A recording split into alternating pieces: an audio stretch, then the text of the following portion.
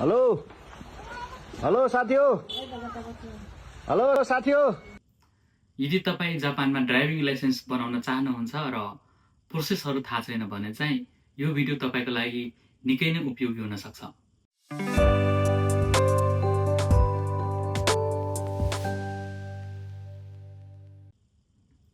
नमस्ते, म रूपेश चौधरी। जापानमा ड्राइभिङ लाइसेन्स एकैचोटिमा निकाल्न सफल भए। आजको यो भिडियोमा जापानमा ड्राइभिङ लाइसेन्स बनाउन प्रोसेसहरू, कति पैसा खर्च लाग्छ, रिटर्न टेस्ट र ड्राइभिङ टेस्ट कस्तो हुन्छ र एकै प्रयासमा चाहिँ कसरी पास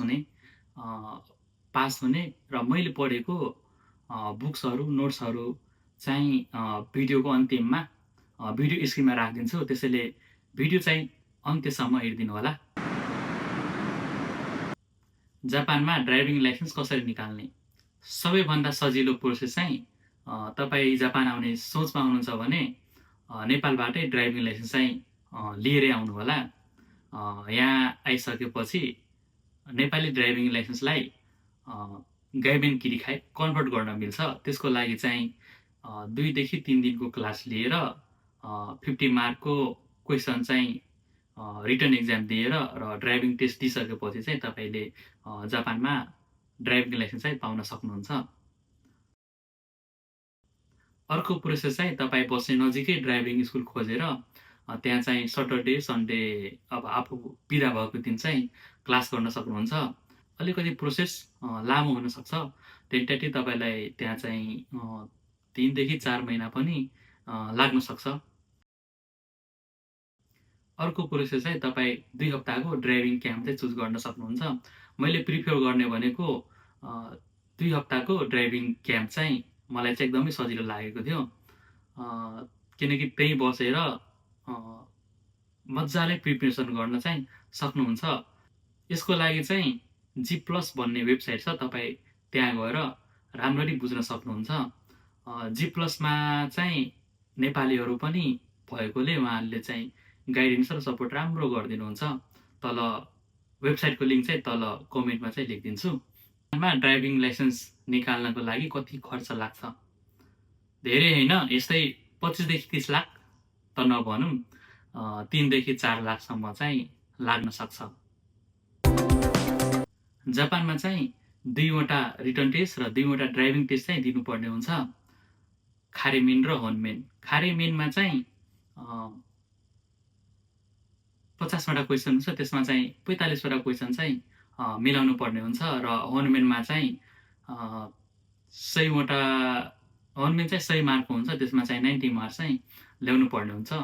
ड्राइभिङ टेस्टमा चाहिँ ड्राइभिङ स्कुलको भित्र चाहिँ एउटा टेस्ट र ड्राइभिङ स्कुलको बाहिर रियल वर्ल्डमै चाहिँ एउटा टेस्ट चाहिँ दिनुपर्ने हुन्छ। त्यो सबै पास गरिसकेपछि लास्टमा चाहिँ फाइनल एक्जाम चाहिँ दिनुपर्ने हुन्छ, जसलाई चाहिँ होनमेन गक्का सेकेन्ड भन्छ, जुन चाहिँ आफू बस्ने ठाउँ आफ्नै केनको ड्राइभिङ सेन्टरमा गएर दिनुपर्ने हुन्छ। एकैचोटिमा ड्राइभिङ टेस्टको एक्जाम चाहिँ कसरी क्र्याक गर्ने? सबैभन्दा सुरुमा त तपाईँले ड्राइभिङ स्कुल जोइन गर्नुभन्दा अगाडि अथवा ड्राइभिङ क्याम्प जोइन गर्नुभन्दा अगाडि नै यो बुक चाहिँ पढ्नुपर्ने हुन्छ। The master of your driving भन्ने बुक छ।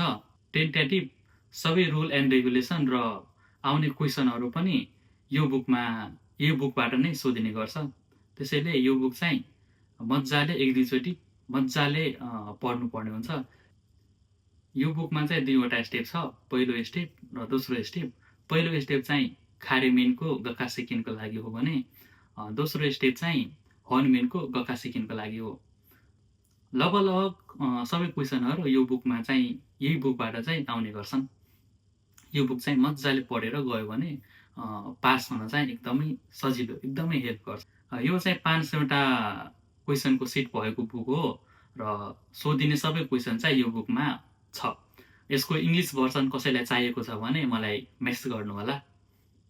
मैले पढेको बुक, नोट्स र मोडल क्वेसनको वेबसाइट कसैलाई चाहिएको छ भने यहाँ कतै स्क्रिनमा चाहिँ लिङ्क राखिदिएको छु, त्यहाँबाट चाहिँ डाउनलोड गर्न सक्नुहुन्छ। र कसैलाई ड्राइभिङ लाइसेन्सको लागि चाहिँ केही क्वेसनहरू छ अथवा केही जिज्ञासा छ भने मलाई पर्सनली मेसेज गर्न सक्नुहुन्छ। भिडियो अन्त्यसम्म हेरिदिनुभयो त्यसको लागि धेरै धेरै धन्यवाद र च्यानल सब्सक्राइब गर्न नभुल्नुहोला।